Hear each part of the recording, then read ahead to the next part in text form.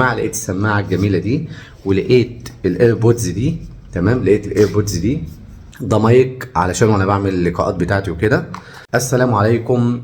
شخص من اهم متابعيني على فيسبوك وعلى تيك توك عايش في انجلترا، فلقيته بيكلمني من فتره بيقول لي محتاج عنوانك في باكس عاوز ابعته للناس في فرنسا، فممكن ابعته من خلالك على عنوانك. قلت له مفيش مشكله، وبعت له عنواني خارج باريس. امبارح لقيت في باكس جاي لي، فلقيت مكتوب عليه يو كي ومكتوب عليه اسمي، فكلمته قلت له في باكس لسه واصل دلوقتي، هل ده اللي حضرتك بعته؟ قال لي ايوه، ممكن بس نفتحه نتاكد من الحاجه اللي جواه.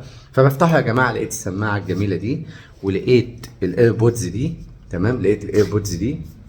تمام، ولقيت عظمه بقى، لقيت جواه البتاعه دي، المايك ده مايك علشان وانا بعمل اللقاءات بتاعتي وكده.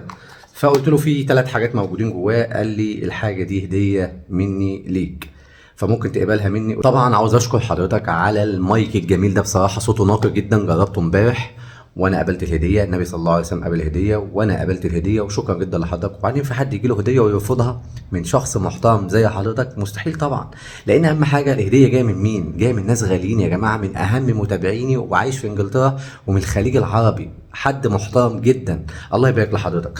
طبعا السماعه دي يا جماعه انا ركبتها امبارح، تحس انك قاعد جوه فرح، ما بتحسش باي حاجه حواليك، فده حاجه كويسه. طبعا الايربودز برضو عاليه جدا، صوتها عالي جدا، بصراحه الحاجه جميله جدا. والمايك جربته امبارح بصراحه روعه، المايك ده روعه، واحلى حاجه عجباني هو المايك ده. فشكرا جدا جدا لحضرتك، وحضرتك من الناس المحترمه جدا. وطبعا كل حاجه بوصل لها حضرتك قلت لي المحتوى بتاعك هو الاقوى في اوروبا، واول محتوى بهذا الشكل في اوروبا كلها لدعم الانسانيه ودعم العرب والكلام ده كله. انا عاوز اقول لحضرتك حاجه كويسه جدا، اللي بعمله ده هذا من فضل ربي، هذا من فضل ربي، لان شكرتم لازيدنكم. فاللي عاوز اقوله لحضرتك اللي بوصل له واللي هوصل له واللي جاي واللي لسه هيجي بدعم الناس المحترمه اللي زي حضرتك، بفضل ربنا في المقام الاول، وبدعم الناس المحترمه، ان ربنا جعل الناس المحترمه سبب ليا في اللي هوصل له ان شاء الله الفتره الجايه. وطبعا بما ان لسه في هديه جايه، انا عيد ميلادي يوم 1/1 اللي جاي، فاللي بطلبه من حضراتكم تدعوا لي ان يوم 5/12 اللي جاي ده، يوم 5/12 معايا ميعاد مع الدكتور الاسبيسيال اللي المفروض هيقرر موعد عمليه لرجلي.